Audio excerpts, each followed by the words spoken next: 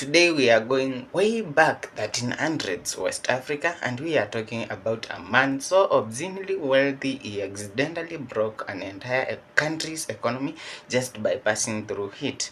That is Mansa Musa. So without wasting much time, let's get into it. The Mali Empire controls half the world's gold supply. Every major trade route running from West Africa to the Mediterranean goes through them. They are the plague. Now the king before Musa, Abubakar II, was obsessed with crossing the Atlantic, sent out thousands of ships on two separate expeditions trying to discover what was on the other side. Never came back. So Musa, in his early 20s, inherits the most powerful empire in Africa, essentially by accident. And he runs with it, expands the territory, builds mosques, libraries, universities. You mentioned them. Timbuktu becomes one of the greatest centers of learning in the medieval world. The man is not just sitting on wealth, he is building something real. The year is 1324. Musa decides to make the Hajj to Mecca. And you know you are rich when going on vacation means causing inflation, the baddest flex of all. And he did not even plan it. He lives with 60,000 people, soldiers, servants, and scholars, 500 slaves at the front, each carrying a golden staff, 100 camels, each loaded with 300 pounds of gold dust. Picture this, you are just chilling in Cairo and it's a normal day. Then you see a guy on a camel coming over the desert horizon and you think, okay, he's a traveler. Then 1,000 more appear. Then 10,000. Then 60,000 people rolling across the Sahara towards your city. How are you even going to swallow that? I also don't know. Now, let's get into the story. Mansa Musa arrives and he starts giving out gold.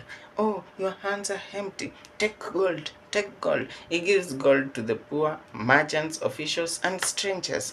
20,000 ounces in Cairo alone. Same in Mecca, same in Medina. And everything he gave away, roughly 2.5% of his total wealth. Jesus. Now, here's where it gets crazy and funny how the school system hides all these types of historic events but chooses to focus on a ridiculous revisionist mashup promulgated on social media instead, or the slave trade. That didn't even mean nothing to me. It dumps 12 tons of gold into Cairo's economy in weeks. Too much gold means gold loses value. It's like printing a lot of money and giving it out to your country people. Prices of everything else shoot up. Egypt goes into an inflation crisis that takes 12 years to recover from. But what is not mentioned enough, when he learned of the inflation cost, he went back and borrowed the gold from the money lenders at the highest possible interest rates to pull it out of circulation and stabilize the economy again. A leader in my books, if you ask me. Okay, I know nobody reads my books. Then when he got home to Mali, he repaid everything, the full amount plus interest, in one single enormous payment, which flooded the market with gold again and crashed prices again. In one pilgrimage, this man crashed the economy, repaired it, and crashed it again. 3 times accidentally. Who does that? Mansa Musa. And his wealth, it was in gold form, not paper, not stocks, not valuations, actual physical gold out of the ground. He was literally the richest man to ever live. No argument, no comparison. Argue with your keyboard. Even the current billionaires, they don't come closer to his wealth. Here's the sad part. He dies in the year 1337. Weak successor follow. The provinces start fragmenting. The Songhai people, who are part of the empire, grow powerful enough to break away. By the 1400s, Mali is losing its grip, and by the 1645, it is gone, absorbed by the Songhai Empire.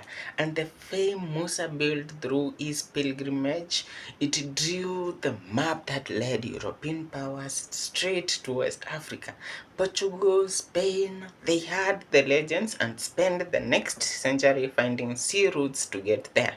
The empire he built was eventually dismantled by the war that he introduced himself to. In conclusion, here's my suggestion. We need a film about this man. 100% factual, no made up storylines, no Hollywood libraries. You know what that means, man. Because the real story is already a blockbuster. Why filmmakers are sleeping on this, I genuinely do not know. So guys, that is Mansa Musa, a man who went on holiday and caused a recession, came back and tried to fix it, built an empire that shaped the medieval world.